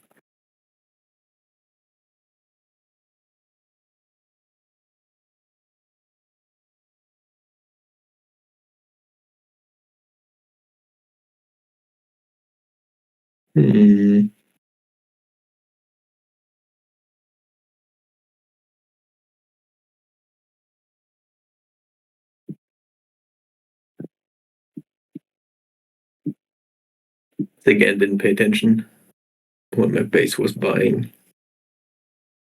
I mean, this Chickling, this Auditor, definitely a lot of mech cards, so I should definitely get a few severe strikes, I guess. Especially for the beginning, they're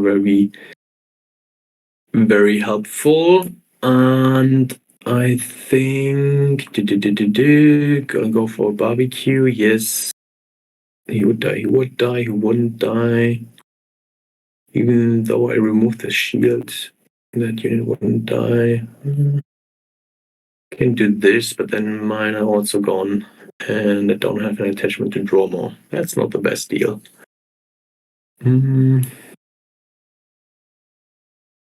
Do it anyway. I will still put in the Saber module just so that I get the faction points there. And give anything one attack. Also for the faction points, let's have some fun and put it on their unit and clear the board. Almost. 20 faction points. Okay, so I want to have this one. This one.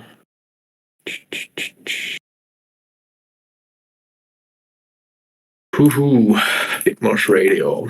Yeah, what I wanted to also again also go a little bit on Mac and also try to maybe steal a bit of Mac points. I bought both editors and I didn't bring any, so they're all gone. They're all in my hand now. Even though I don't need the Mac point necessarily, at least I will steal some.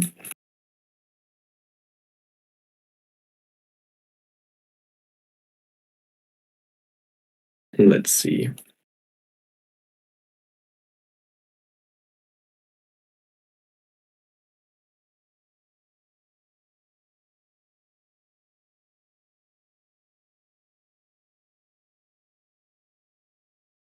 No,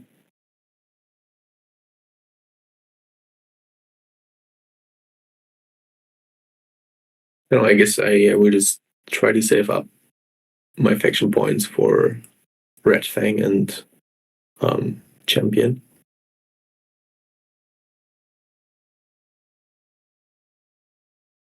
Definitely get the Torsa. The burst could be cool, but I think already barbecues. Okay, here's my Champion. Definitely get him in. And then don't have a cyborg unit now. Okay, I get one. That would clear these. Why not? I really only use my bot to play my barbecue for now. But that's fine, I guess. Enhance him.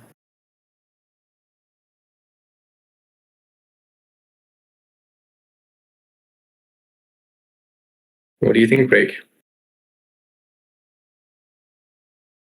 I think I'm stable. Still there? For now, yeah. Maybe not. It does. It keeps cutting out. It's going nuts, but I think I'm okay for now. Yeah, okay. Well, let's see. What do we have here? But I'm really hoping Mac base wins.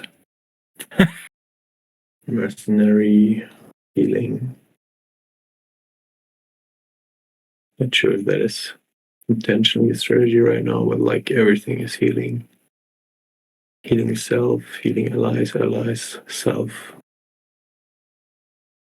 And he goes aggressively to my face. All right. That's what you want to do, huh? That's fighting talk, that is. Okay. I need to buy some more aggressive stuff. So definitely just straight aggressive to the face. Not too easy. I will redraw because I don't have units. I will this time go on a cargo to defend myself, maybe. Ancestral knowledge. I will also grab some healing. Do I need anything else? Let's see what we get. Urban ambush. Okay. All right. Pin this one.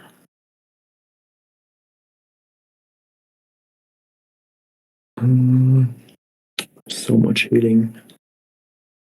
But don't want to get the damage, but I also don't want it to generate faction points. And I will. Okay, let's take this down. Shifting the other one, I would have gotten another attachment. That was not really smart. Okay. Anyway, faction points. No, that was a mistake. Should have got this one off, and the dummy would have died. I would have gotten some other attachment, and I could have gone with the draw loop. because now I have empty attachments. Well, that's what it is.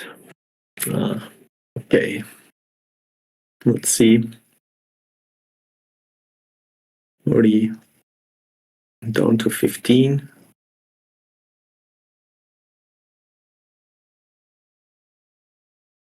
Will be tough. Will be tough. Not gonna lie. He's already taking off my peddler.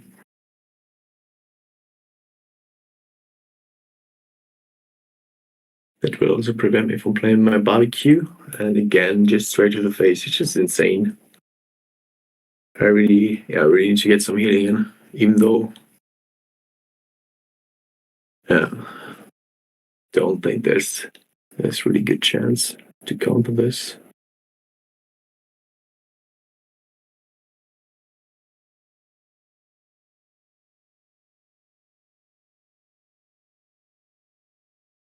Also getting a decommission. Can be in their hand anytime soon because it will be reshuffled after the turn. And I don't know if I should risk to not redraw. Because I really need the barbecue. Then again, I really would need to draw Cyborg unit. No idea. Let's see. Oh, nice. My bot again will do the job for me. Okay, let's see. It would be really cool to have more units for sure, but I don't. So let's reduce everything to 1 life at least. Then I can kill it off. And I take this, and this one. So they all die. And I want to make sure I get more faction points in. So wait, nope. I will do this. So he's also reduced to 1 life. Play the barbecue, clear the board. I actually had the urban ambush. I didn't notice. Should have played. Anyway, let's play now. Give this one the stim pack, enhance, cargo, this one. Okay. Decommission, another champion. Let's see if we can come back from this. 8 life. 8 life, and he has a lot of charge units. It's, the swarm, the mercenary. That's probably already 4 or 5 damage in 1 turn. Let's see. I think you might have lost this one, Julian. Huh. Yeah. I don't have healing. I think I could come back if I had healing, but I don't. So that's not really helpful. I mean, I got a strong bot right now. So also the question if mech base risks to just go straight to my face if my bot is getting strong. Doesn't seem like it, yeah.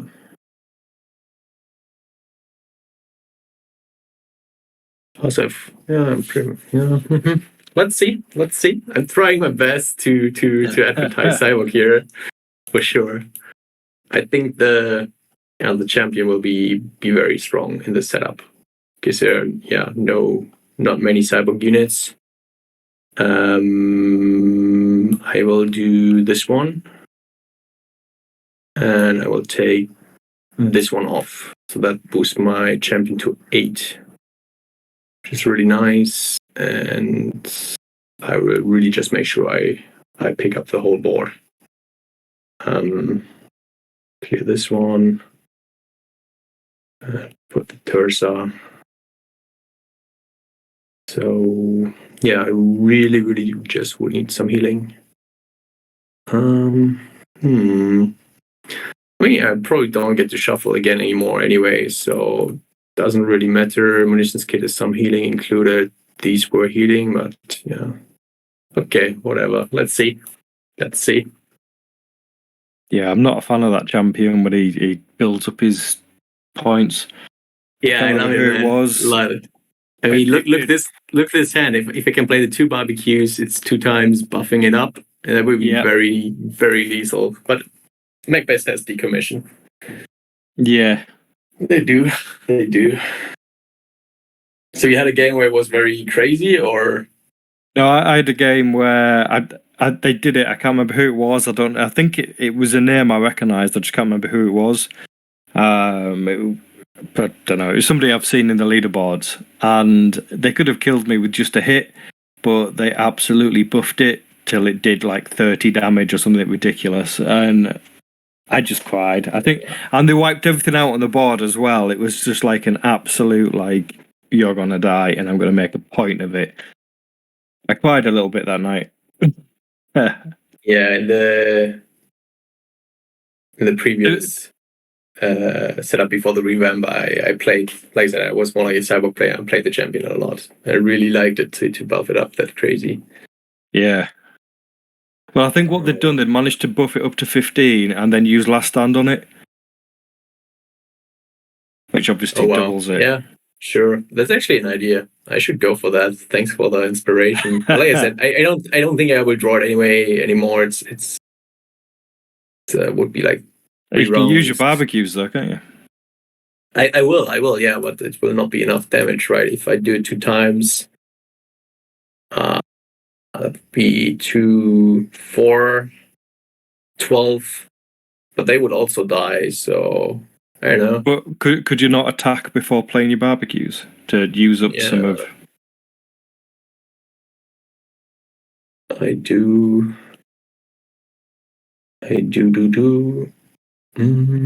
Let's see what else I can get. Ooh, no, it doesn't really help. Oh well, let's go for it. Barbecue. See if you can at least kind of even the score, as it were. Yeah, barbecue. Let's see. Oh, as if. Wait, was it another Big Mosh radio and it gave another +6 now? I didn't see that. Okay, that was insane. Wow. I didn't even see that. I didn't even see that happening.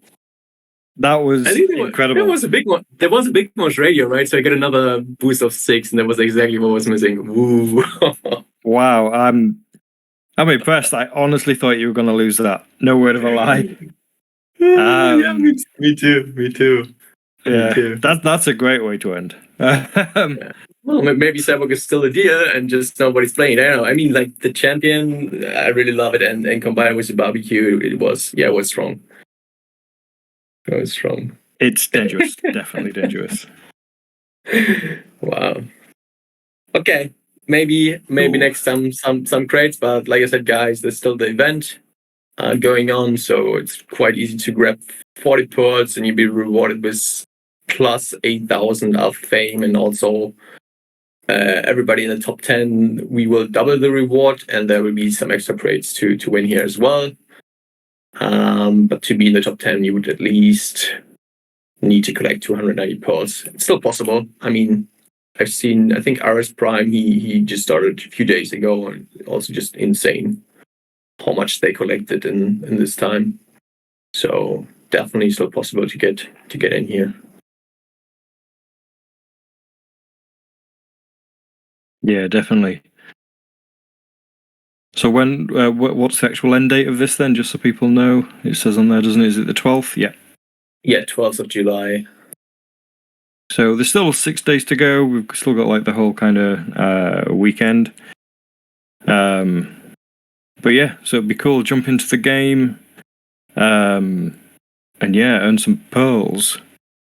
But yeah, we'll be back. Well, I'll be back next week. Hopefully my internet guys have gone away. Maybe I'll go murder them. No, because then I'll have no fixed internet. I'll figure it out. But yeah, hopefully I won't have play some explosive barbecue. Yeah, have this. But yeah, so again, apologies for my issues with my connection. But yeah, thanks for joining us. But yeah, keep an eye out. Like all the things we've mentioned will be kind of coming soon. That's your date, soon. That's all you're getting. 100%. So, Cool. like I said many times, it was just like a little bit of what we're gonna do. It's just like to share what is coming very soonish, and then also keep in mind the spoiler alert we want to do every month. So and yeah, obviously we have we'll the try. weekly stream also. Yeah. So those weekly streams, obviously, it's either just playing some games with me. I am hoping to maybe get Andy on one, and we'll talk a little bit about the lore and some other stuff like that. But yeah, the first kind of stream of the month is going to be me and Julian, and we are going to kind of do a spoiler like this. Might not be as many spoilers each month, but you never know. We'll have to see. But yeah, thanks for watching, guys, and we will speak to you next week. Thanks, guys. Thanks to you, Craig, and thanks to the community. See you around.